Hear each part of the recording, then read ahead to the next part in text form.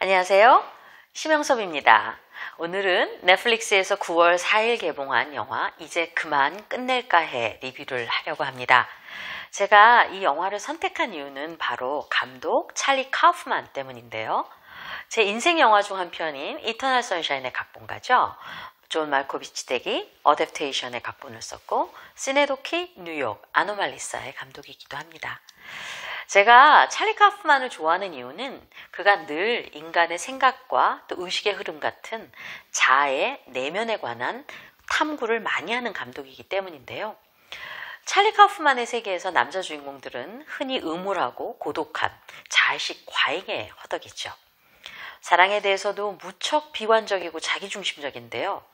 그럼에도 불구하고 그가 현실을 단순하고 순진하게 단면적으로 보지 않는다는 점에서 또 시면에서 우러나오는 무의식과 현실의 뒤섞임을 시각화하려는 독특한 시도 때문에 늘 찰리 카우프만의 영화를 다시 찾아보게 되는 것 같습니다.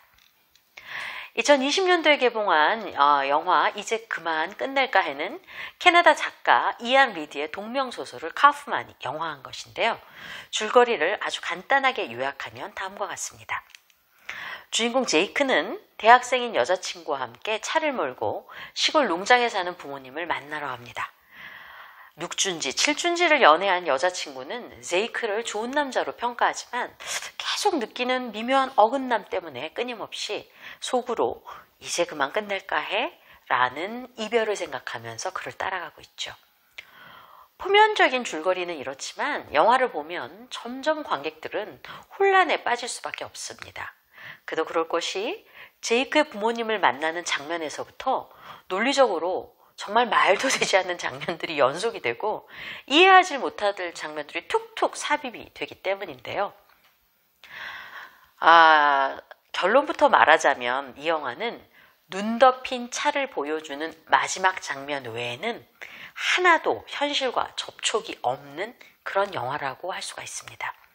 나머지는 순전히 주인공의 하루 동안의 생각을 별다른 설명과 힌트 없이 보여주기 때문에 관객들은 이해하기가 어려운 것이죠. 사실 이렇게 영화를 짜맞춰 보면요. 주인공 제이크는 물리학을 전공했던 청년이었던 것 같습니다. 근데 별다른 성공을 하지 못한 채 이제는 늙어서 고등학교 건물 관리인을 하고 있는 것 같습니다. 영화 중간중간 청소하는 노인이 등장하는데요.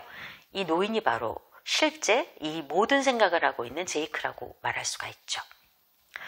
이제 그만 끝낼까 해 라는 첫 대사는 사실 표면적으로는 제이크의 여자친구가 이별을 생각하면서 읊조리는 독백 같지만요. 사실 노인인 제이크가 자살을 고려하면서 끊임없이 갈등하는 상황을 이중적으로 암시하는 제목이기도 합니다. 즉 하루 동안 여러 가지 각도에서 삶과 죽음을 오가면서 여러 가지 과거의 기억과 생각들이 스며들다 사라지는 제이크의 내면을 무의식과 의식의 혼합물을 영화가 보여주는 것이죠. 이 점은 영화의 제목을 눈여겨보면 더 분명해집니다. 영화의 원제는 여기 있죠? I am thinking of ending things. 이 다 의미가 있어요. I am 나, 찰리 카우프만의 평생 탐구 영역인 자의식에 관한 영화란 뜻이고요. Thinking, 인간의 현재 진행형인 생각의 흐름에 관한 영화란 뜻이고요. Of ending, 끝에 관한 영화다. 즉 인간관계뿐 아니라 삶의 끝을 아우르는 영화다라는 주제가 모두 함축된 그런 제목이라고 할 수 있을 것 같습니다. 장소라는 관점에서 이 영화를 보아도 좋습니다. 이 영화를 크게 나누어 보면 눈 내리는 가운데 차를 몰고 가는 실외나 차 안 장면, 그리고 집과 학교 두 장소의 실내 장면, 또 실외와 실내 중간 길거리에 있는 아이스크림 가게인 털시타운, 이 세 장소로 압축될 수 있겠습니다. 실외 혹은 차 안 장면은 주로 대사로 이루어진 장소입니다. 보시는 분에 따라서 좀 지루화할 수 있는 그런 장면들이죠. 여자친구와 하는 대화 같지만 사실 제이크의 생각이 주거니 받거니 하는 독백에 더 가깝습니다. 생각이 들락달락하며 특히 수많은 인문학적인 지식들, 사람과 예술에 관한 생각이 주류를 이룹니다. 그래서 제이크는 자동차 안에서 생각이 행동보다 더 중요하다라는 의미심장한 대사를 치죠. 실내는 좀 더 기억 및 판타지와 가까운 공간입니다. 시간이 뒤섞이고 제이크에게 중요한 대상인 부모님과 기타 인물들이 나와서 서로 관계를 맺고 있는 공간이죠. 제이크의 과거와 개인사와 욕망을 엿볼 수 있는 흥미로운 장소입니다. 세 번째 장소가 털시타운이죠. 아이스크림을 파는 이곳은 어린 시절 달콤한 이 제이크의 기억이 남아있는 퇴행적인 장소라고 할 수가 있겠습니다. 어린 시절로 되돌아가고 싶어 하지만 불가능한, 또 달콤하지만 눈 내리는 풍경을 더 춥게 만드는 아이스크림이라는 이미지가 있는 모순의 장소이기도 하죠. 그러나 이러한 장소에서 가장 중요한 공간은 제가 볼 때 비어있는 공간 혹은 막혀있는 공간입니다. 이 영화의 중요한 이미지인 처음부터 등장하는 벽지라든가 또 가구만 있는 공간, 눈 내리는 벌판 모두는 등장인물이 부재하는 곳이죠. 제이크의 여자친구는 인물이 없는 풍경화를 그리는 것을 좋아합니다. 즉 영화 속 비어있는 풍경은 결국 제이크의 내면의 풍경이기도 하죠. 이 빈 공간에 하염없이 눈이 내립니다. 영화 전반을 관통하는 핵심 이미지는 뭐니 해도 눈이죠. 눈이 오고 눈이 덮이고 눈이 내리고 눈이 쌓입니다. 겨울이라는 이 계절은 제이크의 노년을 상징할 뿐만 아니라 제이크의 고립감과 고독의 감정과 일맥상통하는 시각적 이미지이기도 하죠. 즉 이 세계에 구원은 없습니다.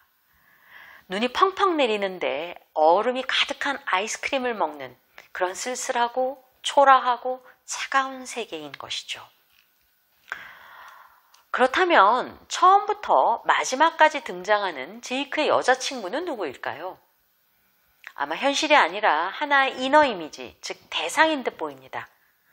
진짜 여자이기는 한데 아마 제이크가 고등학교 때 잠깐 본 여자, 이름도 잘 모르는, 그러나 제이크의 소망, 또 자신이 하는 말을 잘 알아듣는 그런 이상적인, 호기심이 많은 지적인 여자, 제이크가 꿈꾸는 여자의 이미지가 투영된 존재인 것 같습니다. 사실 제이크는 이 여자의 상세한 신상 명세도 잘 알지 못합니다. 그래서 이름도 루시, 루이자, 루치아, 뭐 이렇게 계속 변화하고요. 직업도 화가, 물리학자, 시인, 노인, 노인학 전공, 웨이트리스 계속 변화됩니다. 여자친구는 자신의 변화된 이름인 루시, 루이자, 루시아, 루치아 등의 이름으로 핸드폰을 계속 받는데요. 그때마다 핸드폰에서는 느닷없이 늙은 남자의 목소리가 들리죠. 제가 볼 땐 바로 늙은 제이크의 목소리 같습니다. 한 번은 전화성 목소리가 이렇게 이야기합니다. 무섭고 결정해야 할, 대답해야 할 시간. 대답할 질문은 하나라고 말하죠. 이 목소리로 미루어 보아 아마도 노인인 제이크가 자살할 것인가 스스로 생을 끊을 것인가에 대한 질문을 전화기를 통해 스스로에게 질문하는 것 같습니다. 영화는 이렇게 이해하기 힘든 어지러운 5,000개쯤 되는 거대한 퍼즐 같은 모양새를 하고 있죠. 찰리 카우프만이 이러한 형식을 취한 이유는 한 인간의 내면이 그토록 복잡하고 어지럽기 때문인 것 같습니다. 부모님이 등장하고 어렵사리 이 퍼즐을 좀 이렇게 논리적으로 맞추어 보면요. 제가 생각하는 제이크의 과거사는 이런 것 같습니다. 제이크는 아마도 사이가 좀 나쁘고 싸움을 많이 하는 부모님 밑에서 자랐던 것 같아요. 영화에서는 벽 너머에서 끊임없이 싸우는 부모님의 목소리가 들립니다. 제이크는 이상하게도 자신의 집에 도착한 순간부터는 거의 말이 없죠. 물리학을 전공하고 다방면에 지적인 호기심이 많았던 청년기를 보냈지만 외롭고 대인관계에서 좀 수줍어하고 수동적이고 이렇다 할 성취를 이루지 못하고 삽니다. 그러나 어머니는 왠지 어린 시절부터 제이크가 천재라는 희망을 품고 있었던 듯 보입니다. 어머니의 대사에는 천재와 연관된 이야기가 자주 등장합니다. 아니면 제이크 자신의 천재 컴플렉스일 수도 있죠. 결국 어머니는 제이크가 보는 앞에서 숨을 거두었고 아버지는 파킨슨병을 앓았던 것 같습니다. 제이크의 집에는 시간과 기억이 아말감처럼 혼합되어져 나타납니다.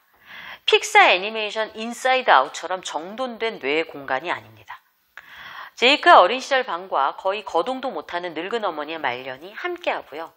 연이어 젊은 어머니가 나타나 잠옷에 제이크가 이유식을 묻혔다고 말하는 공간입니다. 또한 어머니의 시신과 함께 중년의 아버지가 등장하기도 하죠. 이 기존의 영화에서는요, 대사라는 것은 주체를 구분하는 기초입니다. 즉 어떤 대사는 어떤 사람의 입에서 나오는 것으로 관객들은 당연히 사람을 구분하는 초석으로 대사를 이렇게 활용하는데요. 이제 그만 끝날까 했속 대사는 모두 제이크의 기억에 의존해내는 제이크의 내면의 생각이 대사화된 것입니다. 영화는 일종의 거대한 1인극 같은 것이고 과거와 현재가 환상과 현실이 청춘과 늙음이 뒤섞인 이음매 없는 공간의 진수를 보여주죠. 그래서 세탁기 속에선 또 똑같은 빨래가 나오고 또 나오고 제이크의 여자친구는 계단을 또 내려가고 또 내려갑니다. 시간이 흘러가는 것이 아니라 영화 속 대사처럼 우리는 가만히 있고 시간이 우리를 흘러가는 것처럼 보이죠. 저는 개인적으로 이 영화의 진정한 짝은 애셔가 그린 바로 이 그림. 계속 계단을 올라갔다 내려가지만 계속 제자리거든요. 평면인 듯 입체이고 입체인 듯 평면인. 이 그림이 바로 이 영화를 상징하는 또 다른 이미지인 것 같습니다. 물론 영화에서 나오진 않지만요. 이러한 시간의 강물에서 사람들의 뇌는 수많은 기억들을 칵테일해서 오지각, 착각, 오해, 여러 가지 동경을 경험하는 것이죠. 제이크도 마찬가지입니다. 루시아가 그렸다고 핸드폰으로 보여준 그림은 사실 제이크네 지하실에 제이크가 그린 그림이었습니다. 그것도 화가 랄프 알버트 블레이크록의 화풍을 따라한 그냥 평범한 풍경화죠. 개가 자꾸 몸을 터는 이 장면도 마찬가지입니다. 아마도 제이크의 머릿속에 남아있는 어린 시절 개에 관한 기억은 몸을 털었던 이 기억만 남아있나 봅니다. 제가 이 영화를 꼭 소개하겠다고 마음먹은 이유는 이러한 가운데 등장하는 제이크의 혹은 제이크 여자친구 입에서 나오는 수많은 인문학의 매료가 됐기 때문입니다. 저는 이렇게 인문학에 대한 얘기를 줄줄이 늘어놓는 영화는 보다 처음이었어요. 근데 이 인문학적인 것들을 이렇게 막 연구를 하다 보면 괜히 나오는 건 아닙니다. 이 영화의 주제와 모두 연관되어 있는 것 같아서 매우 흥미로웠습니다. 먼저 맨 처음 장면에서 나오는 시 몬도그라는 시가 있는데 이 에바 HD가 지은 이 시는 집으로 가는 길의 그 비참함과 외로움에 관한 것입니다. 그것은 바로 현재 늙은 제이크가 아무도 없는 집에 갈 때 느끼는 감정일 것 같습니다. 또한 수많은 그림과 영화도 언급됩니다. 뮤지컬 오클라호마, 화가 앤드류 와이어스의 크리스티나의 세계, 로버트 제메키스의 영화, 존 카사베티치의 영화, 영화 제작자인 드 기보르의 책들 등등등입니다. 무엇보다도 놀라운 것은요, 이 참고문헌의 주인공이나 저작자들 많은 수가 끔찍한 고독에 빠져 자살하거나 미쳐버린 이들이라는 것입니다. 예를 들면 영화 속에 나오는 톨스토이 안나 까렌이나 그 첫 귀절로 유명한 소설이죠. 안나 까렌이나 기차에 몸을 던져 죽었죠. 또 이 폴 오스터의 이 달의 궁전에도 언급되었고 이 영화에도 언급되고 있는 이 화가 랄프 알버트 블레이크록은 평생을 가난과 우울로 시달리다가 정신병원에서 생을 마감했습니다. 그게 그 유명한 그림이기도 하죠. 풍경화이기도 하죠. 그리고요. 1967년에 출간한 안나 카반의 전위적인 SF 소설 아이스도 등장하는데요.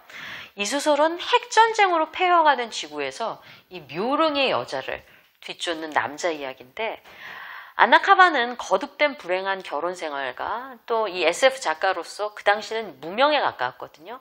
헤로인 중독에 빠져서 죽었습니다. 지금 보면 굉장히 혁신적인 단편 소설입니다. 천재적인 에세이스트로 추앙받는 데이비드 포스터 윌리스도 역시 마찬가지죠. 이 테니스 광인 그는 끈이론 같은 책에서 정말 그 테니스에 관한 엄청난 좋은 그 에세이를 남겼는데요. 역시 극심한 우울증으로 시달리다가 46살에 목을 매서 자살하고야 말았습니다. 특히 앤드루 와이어스의 현대회화의 걸작, 저는 크리스티나의 세계, 이 영화 이 그림을 꼭 보여드리고 싶었어요. 영화 속에서는 언급만 나오거든요. 이 여성이 사실 소아마비랍니다. 앤드루 와이어스 옆집에 살던 여성이래요. 근데 저 멀리 있는 집을 바라보며 초원을 기어가고 있죠. 이 작품은 영화 이제 그만 끝낼까 해의 주제와 참 완벽히 통하는 그림이라고 생각했습니다. 결코 잡을 수 없는 이상, 고독, 참을 수 없는 갈망 같은 것들을 보여주는 그림이죠. 그래서 이 영화는요, 수많은 참고 문헌이 달린 조그만 소논문을 공부하는 것 같이 영화를 봤어요.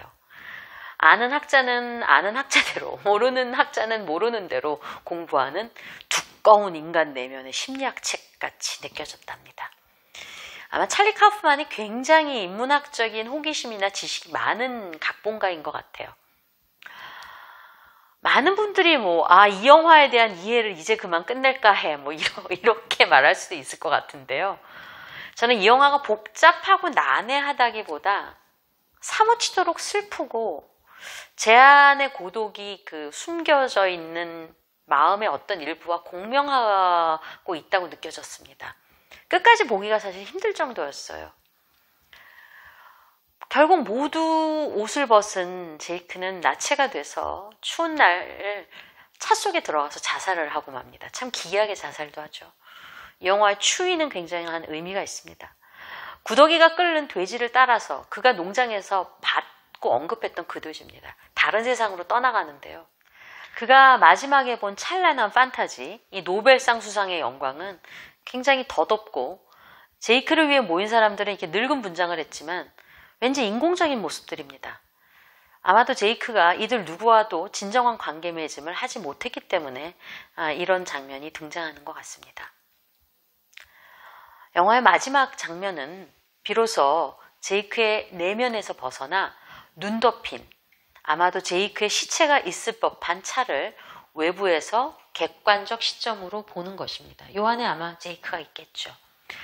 그날은 다른 장면과 달리 눈 한 점 없이 화창한 개인, 시리고 푸른 하늘을 가진 겨울날입니다. 그리고 2시간이 넘는 이 러닝타임을 내내 지켜보면서 저는 깨닫게 됩니다. 한 인간이 다른 인간을, 타인을, 자기가 아닌 인간을 이해하는 것은 정말 어려운 일이라고 생각이 들었습니다. 즉, 한 인간을 자신이 스스로를 이해하듯이 이해한다는 것은 얼마나 어려운 일인지 영화를 다 보고 나서 절감을 했죠. 찰리 카우프만은 오스카 와일드의 다음 말로 이러한 주제를 압축합니다. 대부분의 사람은 다른 사람이다. 그들 생각은 다른 사람의 의견이고 그들의 삶은 모방이고 그들의 열정은 인용이다. 저는요, 찰리 카우프만의 이런 극단적인 세계관에 동의하지 않습니다. 인간으로 연결되고요, 서로를 변화할 수 있고요, 좋든 싫든 서로가 서로에게 영향을 미치는 수많은 경험을 상담가로서, 영화평론가이지만 상담가로서 경험했기 때문이죠. 그럼에도 불구하고 찰리 카우프만의 영화가 흥미로운 것은 이렇게 복잡하고 정말 난해한 방법으로라도 한 인간을 끝까지 쫓아가 보려는 그 끈질긴 태도에 있을 듯합니다. 이 영화는 저는 심리 스릴러다 이렇게 소개가 됐던데, 저는 심리 스릴러라기보다 불행의 뮤지컬 쪽에 가깝다라는 느낌이 들었습니다. 눈 속에 묻힌 차 안에서 스스로의 삶을 거두어간 꽃만았고 수줍은 물리학 지망생의 말년과 내면을 생각해보면요, 그의 고독이 사무치게 다가오죠. 그리고 제임스 조이스나 카프카적인 세계관을 영화로 번안하려는 이 찰리 카우프만의 노력도 정말 대단하다는 생각이 듭니다. 그것은 한 인간의 진실을 쫓아가려는 노력, 영화 속에서 언급되는 그 데이비드 포스터 윌리스가 말했던 다음의 말로 이 리뷰를 끝맺고 싶습니다. 나는 전혀 이해할 수 없다고 생각하는 무언가를 끝까지 바라보는 사람의 눈을 따라가면 마주칠 수 있는 진실이 있다. 라는 말이죠.